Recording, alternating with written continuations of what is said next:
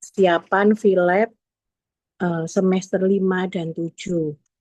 Baik adik-adik semua dan rekan-rekan dosen, Philep ini adalah agenda rutin yang kita laksanakan setiap semester dengan tujuan untuk memberi early exposure atau pembelajaran nyata antara teori yang didapat dengan yang di lapangan.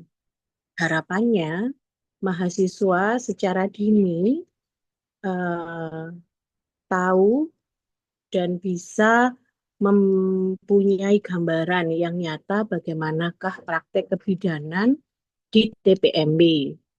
Nah, dengan begitu nanti analisis thinking dari mahasiswa semua akan bisa lebih tajam karena ada praktek, ada kasus yang kemudian dianalisa ya, sehingga nanti mahasiswa lebih banyak punya pengalaman. Tapi jangan lupa adik-adik semua ya, bahwa praktek lapangan dengan teori di kelas itu berbeda. Jika di kelas atau di laboratorium, kita tidak langsung paparan dengan pasien.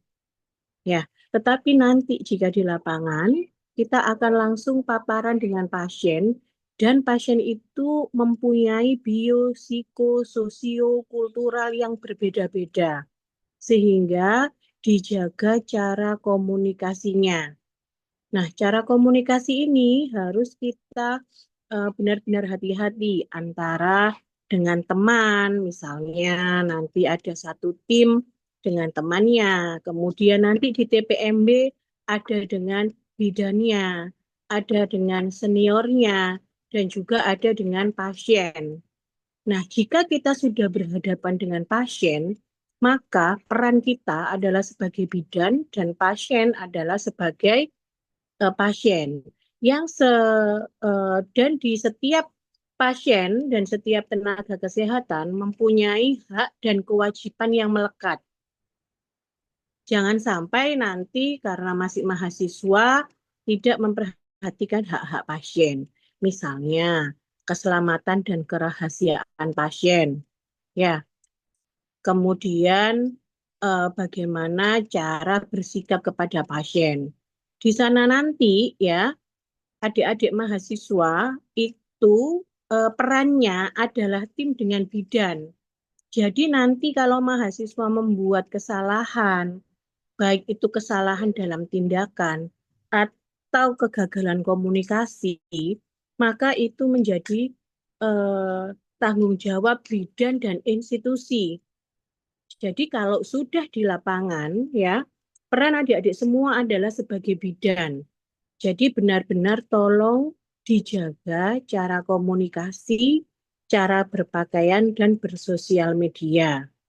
Ya, yang pertama dalam sosial media, di saat dengan pasien, ya, jangan live TikTok, ya, kemudian jangan menunjukkan wajah pasien, ya, kemudian jangan ngerumpi di live, misalnya si A dan si B membicarakan pasien si C tentang kasus yang didapat tadi dan mengatakan dengan jelas nama, alamat, itu tentu saja melanggar etik. Ya, dan itu nanti bisa berakibat eh, ke ranah hukum. Kemudian yang kedua, ya, eh, cara berpakaian mahasiswa. Kan di sana ada aturannya ya, memakai jas alma mater atau memakai baju putih-putih, tolong benar-benar diperhatikan. Ya, kemudian misalnya nanti sudah akrab sama bu bidannya, akrab sama kakak seniornya, tetap jaga batasan. Kalian adalah junior dan mereka adalah senior. Jadi jangan SKSD.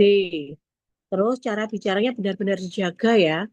Jadi jangan seperti ngobrol dengan temannya. Jadi harus sopan. Kemudian upgrade ilmunya. Jika nanti ada kasus, misalnya nih untuk semester 5, ternyata ada kasus atau yang bukan target di semester 5.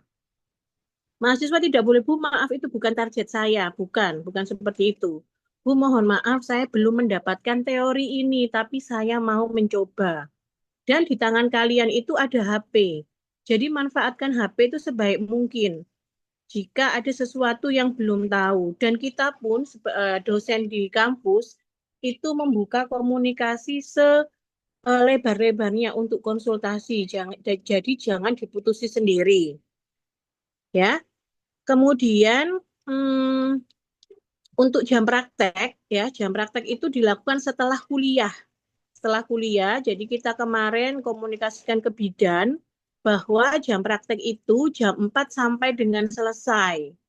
Bu, jika Sabtu atau Minggu apakah masuk? Iya, disesuaikan dengan jadwal karena ada beberapa TPMB itu yang memberikan pelayanan misalnya di senam hamilnya atau yoganya itu di hari Sabtu atau Minggu.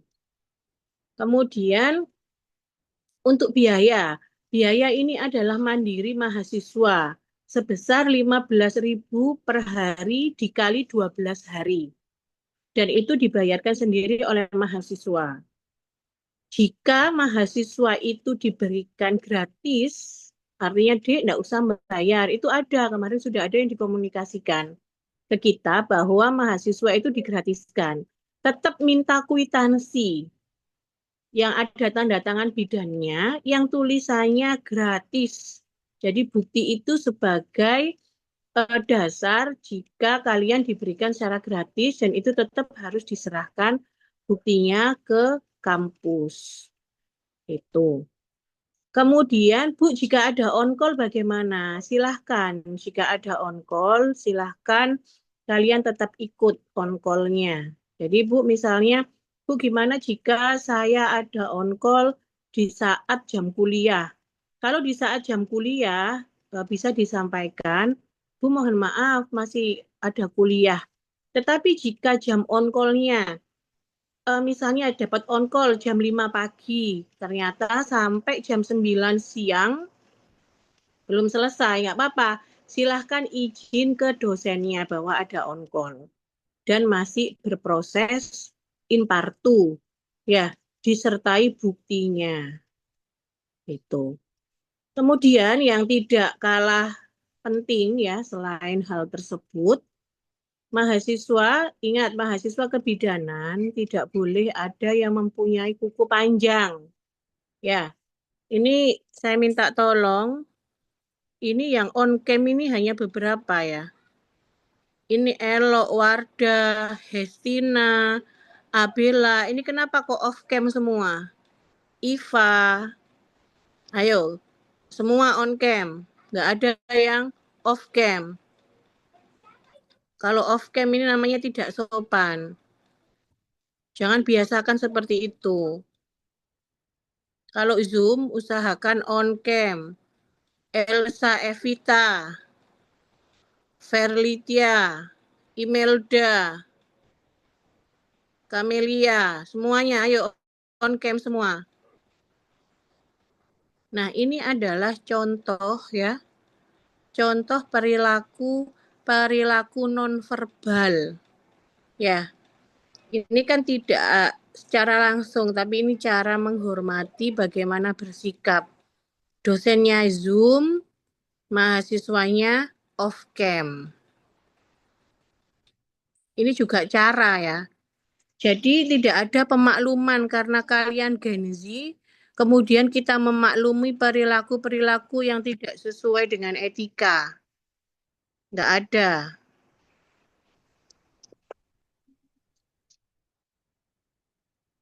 Dibiasakan, ini cara bersikap. Dina Rizky, Diah Nur Aini, Biliana, Desta, Cantika, Rehania, Hikmatul, Julia, Siti Amelia, Dia Faradila, Farizia, Jena, Karensa, silahkan ketua kelas masing-masing dari setiap angkatan di absen ya, yang on cam sama yang tidak on cam. Silahkan di absen satu persatu, nanti diserahkan ke prodi. Ya. Kemudian nanti jika praktek, kita benar-benar titip ya jaga nama alma mater. Perilaku. Ya, jika nanti kalian di lapangan, ya, dijaga betul sikapnya, bajunya, cara ngomongnya, cara komunikasinya, meskipun dengan teman. Ya, terus tidak ada ya kalau praktek nanti dijemput pacarnya main ke tempat praktek gitu. Ya, mungkin dari sini ada yang ditanyakan terkait praktek besok, Philip. Sudah jelas semuanya? Silahkan apabila ada yang mau ditanyakan terkait dengan pengarahan yang disampaikan oleh Ibu Kaprodi. Ini kemarin ada yang praktek di Bu Siti Hasana, ada ya? Ada yang Philip di Bu Siti Hasana? Ada Bu Riris, Iya, ada semester anaknya. 5 dan semester 7. Iya, ada anaknya yang Yang hadir. yang semester 5 berarti ya? Iya, yang kemarin direkrut oleh Bu Siti Hasana untuk tinggal di rumahnya. Mbak Triani tak ada. Ada Mbak Trianita?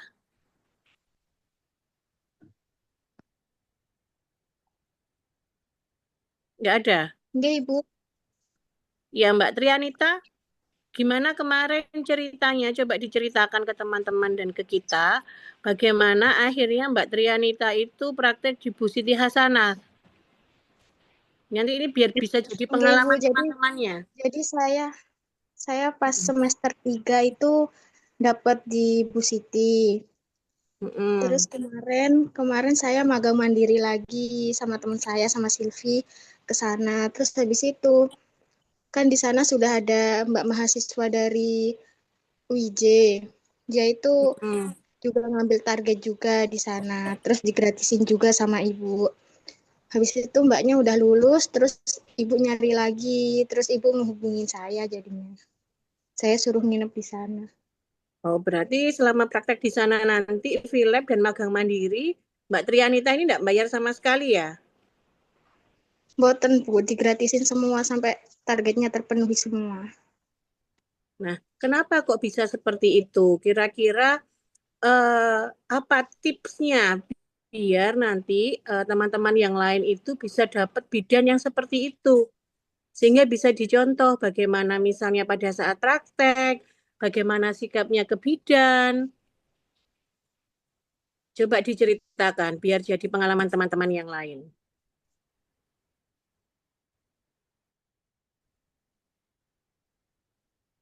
Oke, kalau menurut saya itu kita kayak inisiatif gitu. Kalau disuruh apa ya apa langsung Dikerjakan. dikerjakan gitu. Kalau saya, oke. Terus Iya. ngejaga perilaku juga. Mm-mm. Berarti Mbak Trianita ini sekarang tinggal di Bu Siti Hasanah. Enggak, ini baru nyampe kos Bu, soalnya nanti ada kelas. Oh iya. Baik, terima kasih Mbak Trianita. Mbak Trianita sendiri apa ada temennya? Sendirian Ibu. Oke, terus jaga sikap, ditingkatkan ya. Kemudian Oke. Mbak Trianita ini semester berapa? Semester 5 Bu. Ya, nanti kan ada adik-adik semester 3 juga yang film di sana ya. Enggak, ada kemarin. Iya, itu Ada mbak-mbak semester 7. iya, tolong diajari juga adik-adiknya bagaimana cara bersikap. Tentu saja Mbak Trianita ini bisa menjadi contoh ya. Selain kalau sudah dapat tempat magang yang cocok, itu juga bisa meringankan beban eh, orang tua untuk praktek, akhirnya nggak usah bayar gitu ya. Enggak, Ya, Ibu. oke, terima kasih. Jadi itu ya contoh. Oleh karena itu nanti adik-adik semua benar-benar dijaga perilakunya. Kemudian pada saat praktek tetap membawa buku ya, terutama kasus-kasus yang sering kita temui di lapangan. Ya, misalnya ANC, INC, KB, itu kan pasti di TPMB kan ada. Jadi jangan sampai nanti kita dapat kasus itu bilang, Bu saya belum dapat teorinya, Bu saya nggak tahu. Jika nggak tahu, satu kali boleh, tapi selanjutnya harus dicari dan belajar sendiri. Itu namanya learning by doing. Di saat kita mengerjakan, kita juga belajar. Silahkan, ini anjuran saya ya. Silahkan mencari buku yang wajib dimiliki oleh bidan. Jadi jangan sampai mahasiswa bidan nggak punya buku sama sekali. Ya, obstetri fisiologi. Itu murah harganya, silahkan beli. Ya, kalau misalnya nggak mau beli, cari e-booknya di internet. Di save. Terus bawa buku catatan kecil. Ya, catatan kecil digunakan untuk sesuatu jika misalnya kita belum tahu, dicatat dulu nanti kita cari. Itu. Saya rasa itu saja Bu Melati. Mungkin ada teman-teman dosen yang mau menambahkan. Ya, terima kasih. Saya akhiri. Tetap semangat ya, membagi waktu, manajemen waktu, fokuskan untuk kuliah terlebih dahulu. Ya, dengan manajemen waktu nanti insya Allah kita studinya bisa lancar dan bisa memenuhi target yang kita harapkan. Ya, terima kasih. Wassalamualaikum warahmatullahi wabarakatuh. Waalaikumsalam warahmatullahi wabarakatuh. Terima kasih disampaikan kepada Bu Riris atas arahan yang telah diberikan. Selanjutnya kita masuk ke sesi yang kedua, yaitu pemaparan buku panduan Philep oleh masing-masing penanggung jawab mata kuliah.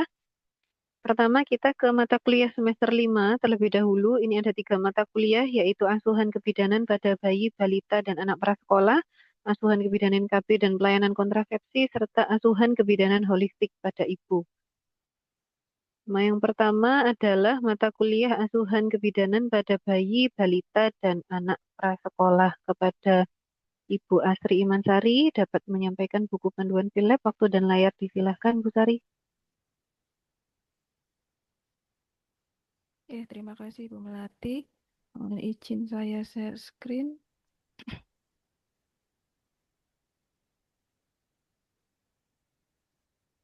Sudah muncul ya. Sudah, Bu. Untuk filenya sudah saya sampaikan ke Prodi, mungkin nanti bisa di-share untuk disampaikan ke mahasiswa. Keterampilannya sudah tertera di sana. Yang pertama ada asuhan bayi sehari-hari dengan target laporan SOAP 1. Lalu ada identifikasi bayi resiko tinggi dengan target penulisan laporan SOAP 1. Asuhan bayi kembar dengan target SOAP 1.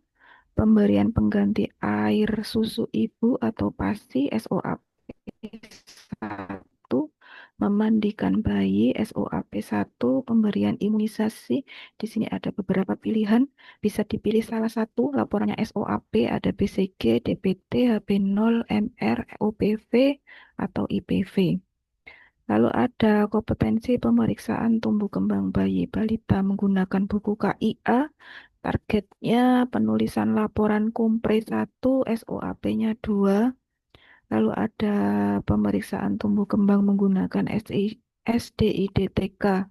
Komprenya 1, lalu SOAP-nya 2. Pemeriksaan, mohon maaf, identifikasi rujukan tumbuh kembang bayi.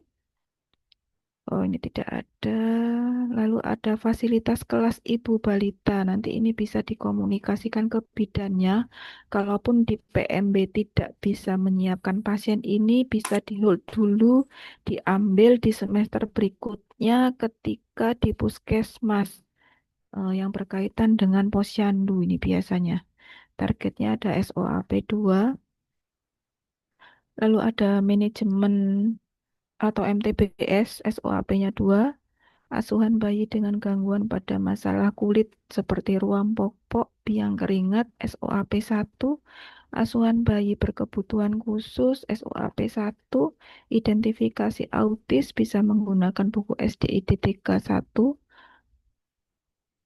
dengan total SOAP 17, komprenya 2, refleksi kasus 1, total semua laporan 20 yang bisa dituliskan sampai nanti semester 7 begitu, atau semester 8 waktu KKK. Mungkin itu saja yang bisa saya sampaikan. Terima kasih. Saya kembalikan Bu Melati. Assalamualaikum warahmatullahi wabarakatuh. Waalaikumsalam warahmatullahi wabarakatuh. Terima kasih Bu Sari atas penyampaiannya. Kita lanjutkan ke mata kuliah selanjutnya adalah asuhan kebidanan KB dan pelayanan kontrasepsi kepada Ibu Dini Eka. Waktu dan layar disilahkan. Ya, baik. Saya izin off kamera ya, Bu Melati. Mohon izin sedang Nggih, monggo Bu Dini. Baik, Bismillahirrahmanirrahim. Assalamualaikum warahmatullahi wabarakatuh. Di sini, Waalaikumsalam warahmatullahi wabarakatuh. oke. Saya akan memaparkan terkait target untuk SILAB nanti pada mata kuliah asuhan KB dan pelayanan kontrasepsi. Yang pertama, mencari targetnya adalah memberikan asuhan kontrasepsi metode sederhana alamiah, yaitu metode simptotermal. Metode simptotermal berarti menggabungkan teknik menghitung massa subur, suhu basal, dan juga lendir serviks. Nah, ini targetnya 1 kompre dan 1 soap. Perlu diketahui oleh teman-teman bahwa di TPMB itu tidak ada ya pasien yang datang kemudian menyampaikan keinginannya, kebutuhannya adalah untuk menggunakan kontrasepsi metode sederhana alamiah. Itu enggak ada. Beda dengan kontrasepsi suntik IUD yang dengan jelas pasien itu datang menyampaikan ingin kunjungan ulang suntik atau ingin pasang IUD, itu kan jelas ya. Kalau metode sederhana ini kita yang harus bisa mensiasati sendiri pasien mana yang sesuai untuk saya berikan metode kontrasepsi alamiah ini.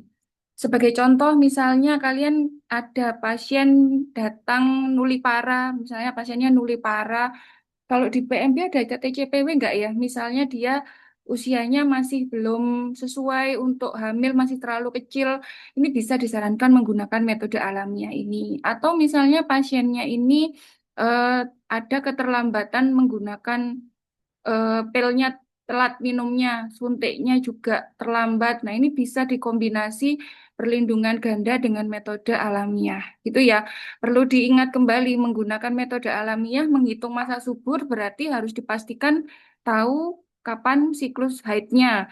Kalau tidak tahu siklus haidnya, nggak akan bisa dihitung massa suburnya. Jadi kalau misalnya kalian ketemunya sama ibu nifas yang masih menyusui eksklusif, itu kan tidak haid ya, sehingga nggak bisa pakai metode ini. Kalau ibu yang menyusuinya pakainya kan metode amenorrhea laktasi.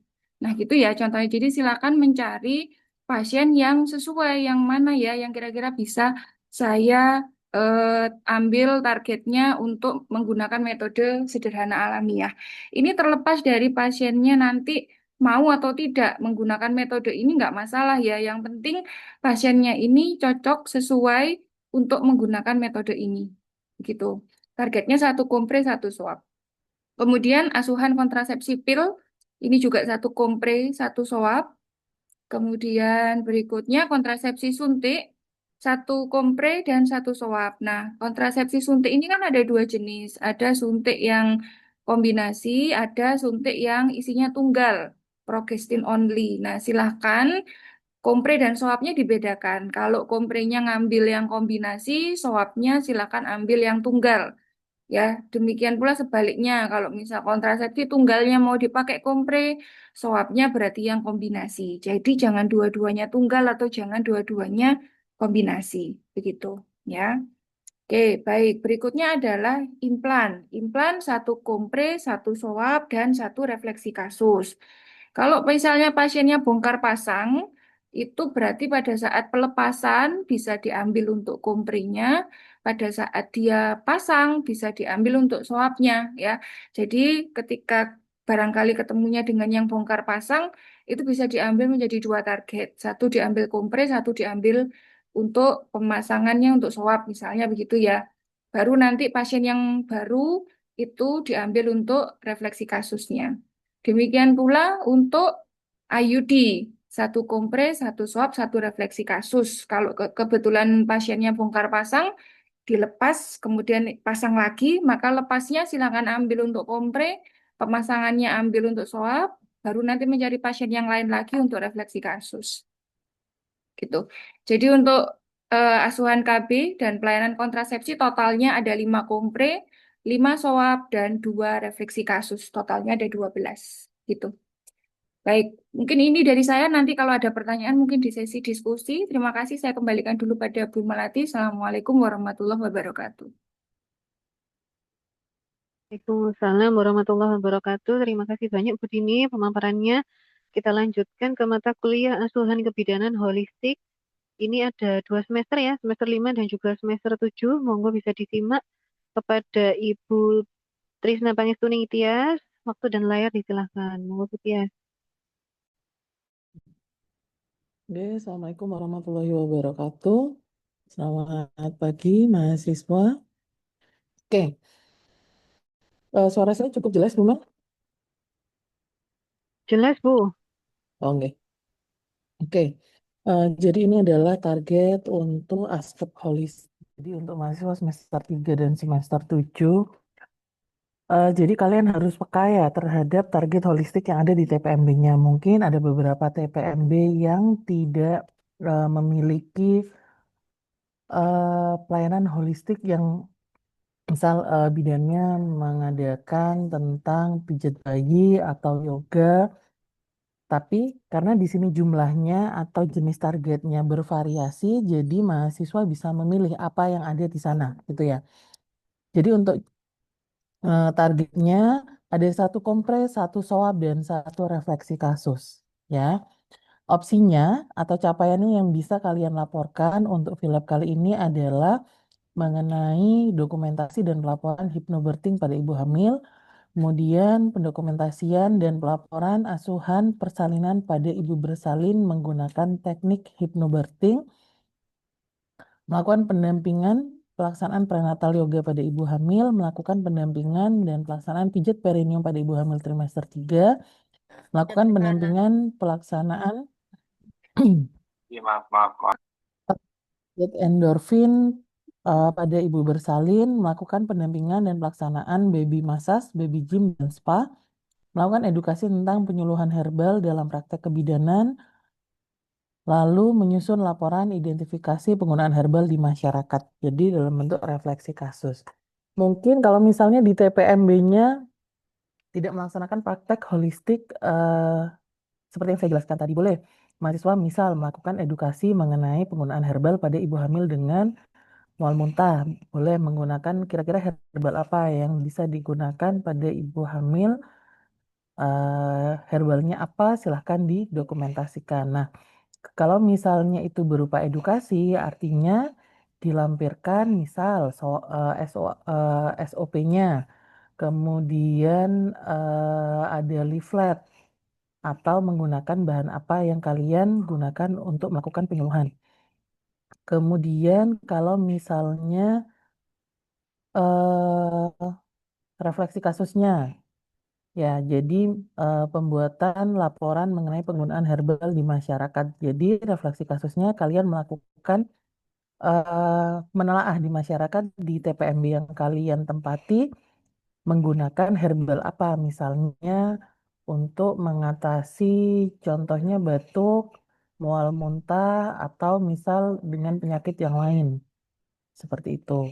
Gampangnya misal pada ibu hamil, misal kalian edukasi penggunaan atau mengkonsumsi kurma sebelum bersalin, itu bisa masuk juga.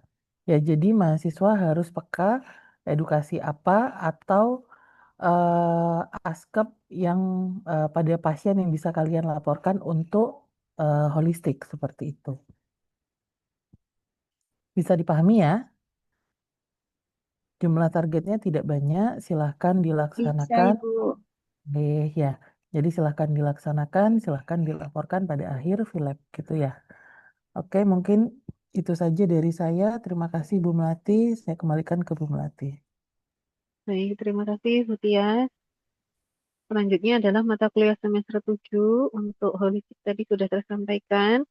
Dan yang terakhir adalah mata kuliah asuhan kebidanan komunitas kepada Ibu Ernawati. Waktu dan layar disilahkan.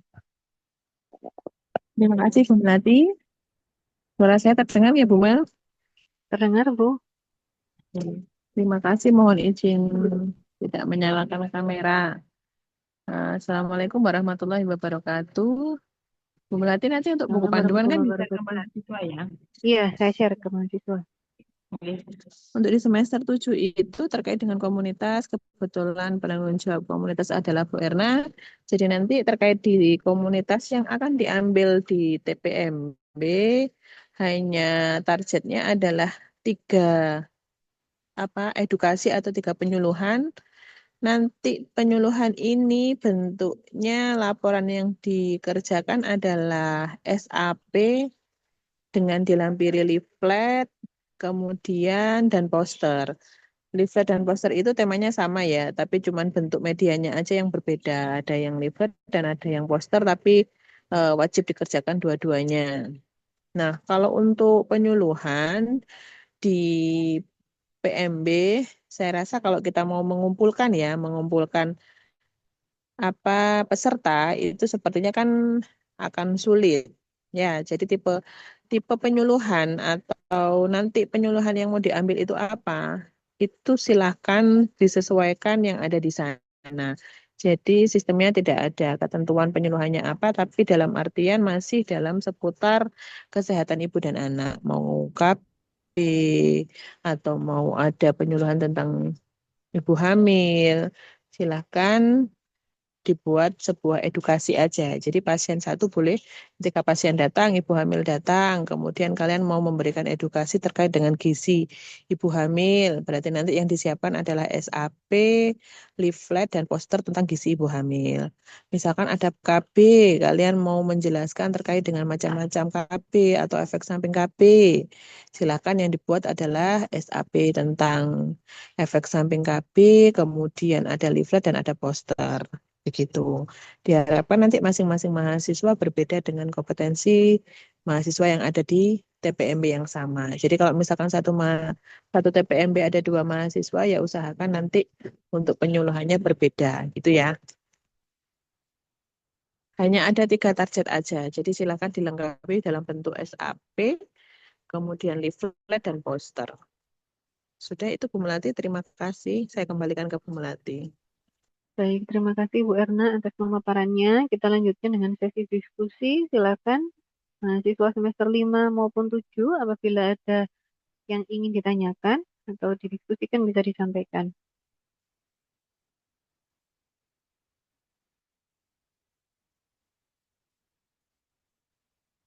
Bisa dipahami untuk pemaparan target dari masing-masing penanggung jawab mata kuliah, baik semester 5 maupun semester 7?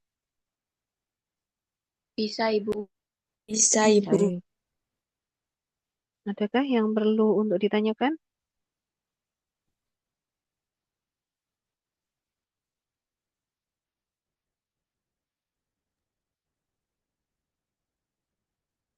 Ya, jadi apabila nanti di tengah perjalanan lab ada sesuatu yang perlu dikomunikasikan, bisa lewat dosen pembimbing ya, yang tertera di dalam daftar, karena dosen pembimbing tersebut nanti yang akan memfasilitasi apabila ada informasi yang perlu untuk dikomunikasikan dengan CI di TPMB. Kemudian terkait dengan teknis, targetnya, bisa lewat dosen pembimbing juga atau bisa lewat KMK untuk kemudian ditanyakan kepada PJMK dosennya masing-masing, gitu ya. Mungkin Sudah cukup jelas? Gimana? konsul targetnya Bu Mel biasanya masih suka bingung ke dosen pembimbing atau pengampunya. Oh ya, jadi konsul targetnya sama seperti kegiatan Philab sebelumnya, bahwa konsul itu kepada tim dosen mata kuliah tersebut. Jadi di dalam RPS pasti ada pembagian ya dari penanggung jawab mata kuliah masing-masing. Kemudian di dalam buku panduan juga biasanya sudah dituliskan siapa-siapa saja nama timnya dan nanti pembagiannya kepada siapa. Yang mengkonsuli adalah beliau, bukan dosen pembimbing yang tertera di dalam daftar pembagian tempat itu ya, bukan ke dosen pembimbing tersebut, tetapi kepada tim mata kuliah. Contohnya adalah asuhan kebidanan bayi balita APRAS nanti bisa ke Bu Sari dan ke Bu Yuningsih begitu, dan mata kuliah yang lainnya. Kemudian nanti apabila mahasiswa perlu untuk mengumpulkan target tersebut, ini yang menentukan nanti diupload di mana, kan akan diupload di dalam Edufakta. Di TM berapa itu bisa dikomunikasikan dari KMK sampai JMK dosen gitu ya. Karena setiap dosen biasanya mengupload di tempat masing-masing. Nah, untuk mana tempatnya untuk diupload tugas tersebut di TM berapa, TM 10 kah atau TM 11 kah, nanti bisa komunikasi antar KMK dengan PJMK dosen. Gitu untuk tugasnya. Dan tugas yang diupload sama seperti yang sebelumnya. Yang pertama adalah laporan ya yang dibuat sesuai dengan jumlah target yang sudah tersampaikan oleh masing-masing dosen. Kemudian ada logbook harian, lalu ada presensi, kemudian juga kwitansi pembayaran yang semuanya dibuat beruntun gitu, kemudian diupload dalam satu file PDF. Itu untuk penguploadan dari tugas PILEB di masing-masing mata kuliah. Jadi untuk kwitansi bisa menggunakan mandiri, kwitansi masing-masing tidak perlu kwitansi dari institusi. Yang penting ada pengesahannya, yaitu ada tanda tangan dan stempel dari CI TPMB-nya masing-masing. Oh, nggih. Nggih, sami-sami matur nuwun. Baik, ada yang mau didiskusikan mungkin? Terkait tanda tangan si Bu, tahun kemarin itu saya menjumpai karena memang diupload di Edufakta dalam bentuk soft copy, mahasiswa itu akhirnya tanda tangan si di-scan, terus ditempel-tempel gitu. Itu tidak diperbolehkan ya. Jadi kalau misalnya memang Betul, iya. Jadi uploadnya untuk soft copy ya di-scan tuh satu halaman penuh tanda tangan betul. aslinya. Jadi untuk apa namanya target ini kan memang harus diupload di Edufakta. Jadi melalui LMS-nya masing-masing. Pengesahannya, jadi ini adalah tanda tangan basah, begitu ya.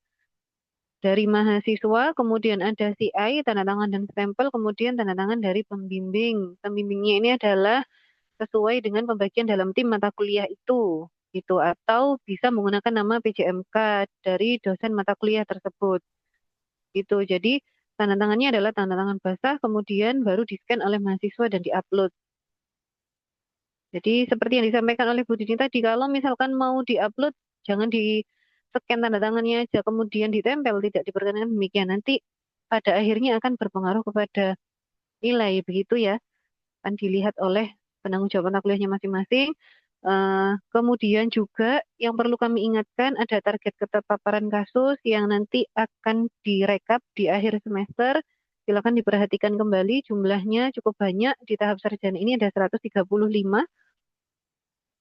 jumlah total ya dari keseluruhan mata kuliah yang sudah saya share lewat ketua kelas masing-masing, dipahami kembali. Jadi boleh mengambil target di luar dari mata kuliah yang di-filabkan, seperti yang disampaikan oleh Bu Riris tadi di pengarahan awal. Saya target kehamilan belum dapat, ya misalnya kehamilan kan 20 jumlahnya, belum dapat sekian. Seandainya ada pasien yang pemeriksaan hamil pada saat filab di semester 5 dan 7 juga boleh diambil. Demikian, jangan sampai hilang. Jadi yang diupload ini adalah dalam bentuk soft file, nanti yang kita rekap adalah hard file-nya. Jadi diharapkan mahasiswa bisa menyimpan dokumennya masing-masing dengan aman begitu. Ya, ada tambahan lagi mungkin ibu-ibu dosen? Izin menambahkan Bu Melati Monggo Bu Erna. terkait dengan attitude mahasiswa. Jadi memang dalam FILEB itu penilaian dari CI itu bukan hanya dari segi keterampilannya, tetapi juga ada penilaian terkait dengan attitude. Jadi nanti diharapkan mahasiswa itu tidak ada lagi laporan mahasiswa yang contoh dalam hal kecil, misalkan menunggu pasien di ruang tunggu, tapi dengan posisi kakinya ditaruh dinaikkan di kursi sambil HP-an. Nah, itu tolong hal-hal yang kecil-kecil seperti itu attitude-nya tetap dijaga. Dalam artian penggunaan HP itu bisa di mode getar saja. Jadi kalau misalkan tidak ada pasien, kalian bisa berbincang-bincang sama bidannya atau dengan mbak-mbak magangnya yang sekiranya bisa bertukar pengalaman ilmu. Jadi terkait dengan menjaga alma mater, attitude-nya mahasiswa, kemudian berpakaian kalau misalkan di PMB-nya ternyata diperbolehkan pakai baju bebas atau bagaimana, yang penting bisa menjaga kesopanan dan menjaga alma mater. Tuh. Terima kasih Bu Melati. Baik, terima kasih Bu Erna. Ada lagi mungkin ibu-ibu, Bu dosen yang mau menambahkan? Permisi Bu, izin bertanya Ya, Bu. silakan. Untuk yang semester 7 itu misalnya ini Bu, untuk target untuk yudisium kan harus selesai 135 target itu. Nah, di situ misalnya di target bayi balita apras itu ya Bu. Itu kita juga mengikuti dari eh, panduan yang ini apa bagaimana Bu untuk target dari 20 eh, 20 target itu Bu untuk bayi balita mungkin. Iya, betul. Mengikuti panduan yang baru saja disampaikan. Jadi, yang kita sampaikan di semester ini itu sudah sesuai dengan Excel target keterpaparan kasus ya. Jadi untuk bayi balita apras jumlahnya ada 20 dan di dalam buku panduan sudah disesuaikan oleh PJMK jumlahnya sama dengan Excel tersebut. Untuk mahasiswa semester 7 ya memang ini ada beberapa jumlah yang tidak sesuai dengan PILEP yang kemarin karena ini penyesuaiannya baru didapatkan beberapa waktu yang lalu. Nanti akan saya kirimkan link buku panduan yang sesuai dengan Excel keterpaparan kasus tersebut, gitu ya. Jadi di sana sudah mencakup keseluruhan mata kuliah dan nanti mahasiswa bisa melihat, oh dulu saya nggak sekian, sekarang jadi sekian bayi balita aprasnya jumlahnya 20. Nanti apa-apa saja 20 itu silakan bisa dibuka di buku panduan bayi balita apras. Kalau misalkan ada yang kurang dipahami, KMK ataupun ketua kelas bisa menyampaikan kepada atau bisa bertanya kepada dosen penanggung jawab mata kuliahnya langsung menghubungi Bu Sari begitu ya supaya nanti bisa dijadikan panduan sehingga tidak membingungkan begitu. Ya, terima kasih Bu. Ya, sama-sama. Ada lagi yang perlu untuk didiskusikan dari mahasiswa yang lain? Cukup? Baik, sudah bisa dipahami ya. Pesannya tadi, jika ada sesuatu di perjalanan yang perlu untuk dikomunikasikan, silahkan bisa ke dosen pembimbing atau ke PJMK dosennya masing-masing. Baik, jika sudah tidak ada yang perlu untuk didiskusikan, sementara di Zoom meeting ini bisa kita akhiri. Kami ucapkan terima kasih kepada Ibu Ketua Program Studi, Ibu-Ibu dosen Prodi Kebidanan yang sudah meluangkan waktunya, serta seluruh mahasiswa semester 5 dan 7. Semoga kegiatan ini diberikan kelancaran dan juga kemudahan dan seluruh mahasiswa dapat menjalaninya dengan baik dan tanpa adanya kendala. Kami mohon izin untuk menutup acara dan mohon maaf apabila ada kekurangan dalam penyampaian. Terima kasih. Wassalamualaikum warahmatullahi wabarakatuh. Waalaikumsalam Waalaikumsalam warahmatullahi warahmatullahi Warahmatullahi wabarakatuh. wabarakatuh. Terima Terima kasih. kasih wabarakatuh. Ibu. Ibu. Sama-sama.